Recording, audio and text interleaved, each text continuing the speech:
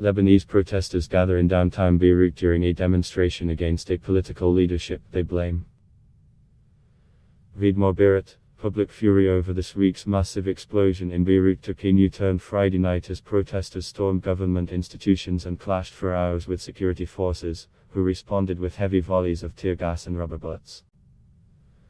One police officer was killed and dozens of people hurt in the confrontations, which played out in streets that were wrecked from Tuesday's blast at the port that devastated much of the city and killed nearly 160 people. Dozens were still missing and nearly people injured. The disaster has taken popular anger to a new level in a country already reeling from an unprecedented economic and financial crisis and near bankruptcy. Activists who called for Friday's protest set up symbolic nooses at Beirut's Martyrs Square to hang politicians whose corruption and negligence they blame for the explosion. The blast was fueled by thousands of tons of ammonium nitrate that had been improperly stored at the port for more than 6 years.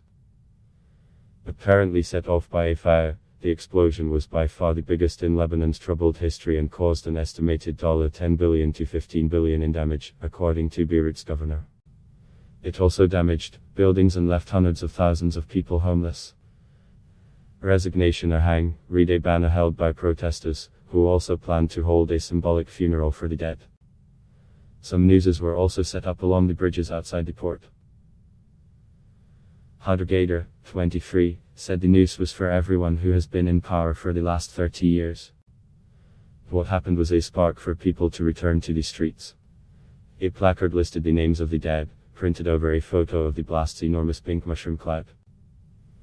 "We are here for you," it read. Dozens of protesters stormed the buildings of government ministries and the headquarters of the banking association, turning their rage to state and financial institutions. Earlier Saturday, the protesters entered the empty buildings of the foreign ministry, declaring it a headquarters of their movement. Others then fanned out to enter the economy and energy ministries, some walking away with documents claiming they will reveal the extent of corruption that permeates the government. Some also entered the environment ministry.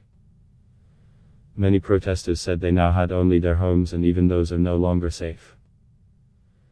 They blamed the government's inefficiency and political division for the country's ills, including the recent disaster that hit almost every home. The violence unfolded on the eve of an international conference co-hosted by French President Emmanuel Macron and United Nations Secretary-General Antonio Guterres, aimed at bringing donors together to supply emergency aid and equipment to the Lebanese population. In a televised speech Saturday evening, Prime Minister Hassan Diab said the only solution was to hold early elections, which he planned to propose in a draft bill. He called on all political parties to put aside their disagreements and said he was prepared to stay in the post for 2 months to allow time for politicians to work on structural reforms. The offer is unlikely to soothe the escalating fury on the street. In central Beirut, some protesters threw stones at security forces, who then released heavy tear gas. Near Parliament, protesters tried to jump over barriers that closed the road leading to the legislature. The protesters later set on fire a truck that was fortifying barriers on a road leading to Parliament. At least 238 people were hurt in the clashes, and 63 of them needed to be taken to the hospital, according to the Red Cross. Several protesters were carried away with blood running down their faces. At one point, gunfire could be heard, but its source was not immediately clear. The country's ruling class, made up mostly of former Civil War-era leaders, is blamed for incompetence and mismanagement that contributed to Tuesday's explosion. The current leader's bloodline needs to end. "We want the death of the old Lebanon and the birth of a new one," said Tarek, a 23-year-old university student who had prepared a mix of water and paint in a bottle to throw at the police. "No peaceful protest would bring about change," he said. Sandy Clela, a 35-year-old from Kausba in the north, disagreed with Tarek. She said she had no illusion that the protests would bring change, but the demonstrations were a necessary expression of anger and put some pressure on the politicians. "I know it will not change much, but we can't act as if nothing happened," the computer programmer said. The state, which is investigating the cause of the explosion, has been conspicuously absent from the ravaged streets of Beirut, with almost zero involvement in the cleanup. Instead, teams of young volunteers with brooms have found out to sweep up broken glass and reopen roads.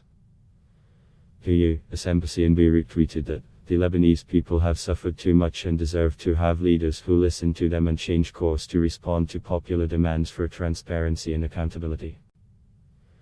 Documents that surfaced after the blast showed that officials had been repeatedly warned for years that the presence of tons of ammonium nitrate at the port posed a grave danger, but no one acted to remove it.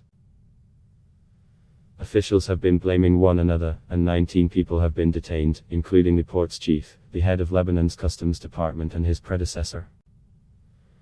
The protests came as senior officials from the Middle East and Europe visited in a show of solidarity with the tiny country that is still in shock.